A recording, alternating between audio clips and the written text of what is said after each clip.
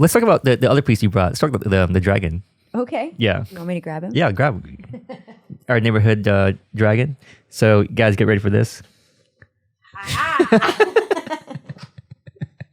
That is so damn legit. Thanks. Like this is some serious stuff. This is like high level, you know? Yeah, this is my buddy. So right here is you took a piece of clay and this came out. Yeah. So this is foam. Okay. It's a EVA foam. It's basically what gym mats are made out of, like those little puzzle looking squares. Oh, okay. Like at kids' playgrounds and stuff. Is that what you used? Yeah, that's the material. It comes in different thicknesses. And you can use a heat gun to help shape it. It changes the property of the material, and you can actually see it change. It's pretty wild, but you can mold it and shape it once it's heated up a little bit, and then you have to use an epoxy sealer. I forget what it's called.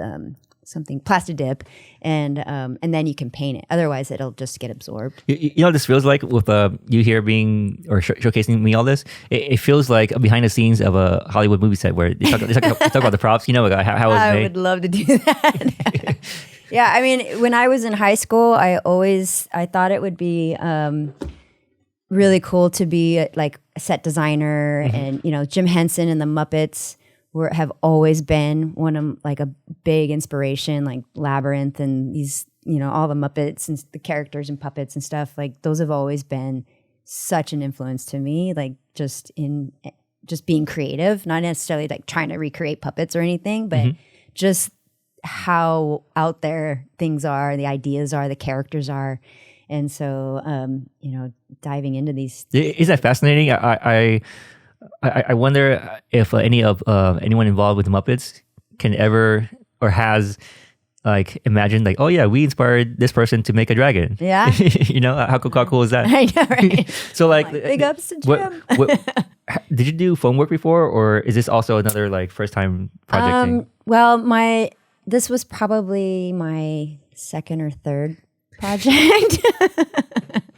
My first one actually was an all out one, and it was a cyborg costume where I did like a full armored chest plate and full helmet, like totally out there. I get that either it's the first one or the second one, but how is it so good for a first or second, third time? I mean, I mess up. I for sure mess up. Trust me. And that's, part of the problem solving. It's I don't see things as failures. I see them as learning lessons, right? Okay, damn, this doesn't work. So what do I got to do to change it? So this guy, I started with, I made a small clay maquette, the general idea of the shape of the dragon head and what that was going to look like. So I had that little mini model as my vision, because I have a really hard time keeping a sketchbook. It's the weirdest thing. I have to have, if I start drawing something, it has to be a finished piece. I can't just throw down ideas. I've been working on it. I've been slowly doing, especially on my iPad type drawings, doing some collage pieces of where I'm sketching and bringing in inspiration photos and kind of making an image board type thing. Mm-hmm. But that one I actually did a actual sculpture, a little tiny guy. I was like, okay, this is gonna be my dragon. And then I started making one fuller scale, measured off my hand and kind of thinking, okay, well, if I'm holding my arm up, this is where he's gonna be, what's that gonna look like? And I made one. I spent a week and a half just all out on this thing, and he's huge and he's kind of retarded and his jaw doesn't really function. He's our special dragon, And so I realized how big he was and out of scale, and for my own body of being the dragon body. And I was like, yeah, this thing's heavy. My arm's going to fall off. And so, okay, now I need to really figure out some of the mechanics of the jaw, weight, size and scale and things like that. So then I went into this guy. So that was the second one. I'm so mad at you. I know. I'm like, oh. Can anyone believe that this is her second attempt? This is insane. I want to promise you and guarantee that I'm not easily impressed. And my friends know this about me because sometimes they're like, oh yeah, what do you think of this? And I'll be very quiet. Oh, that's cute. and they're like, damn, he doesn't like it, you know. Thank you. But this is amazing. Like seriously.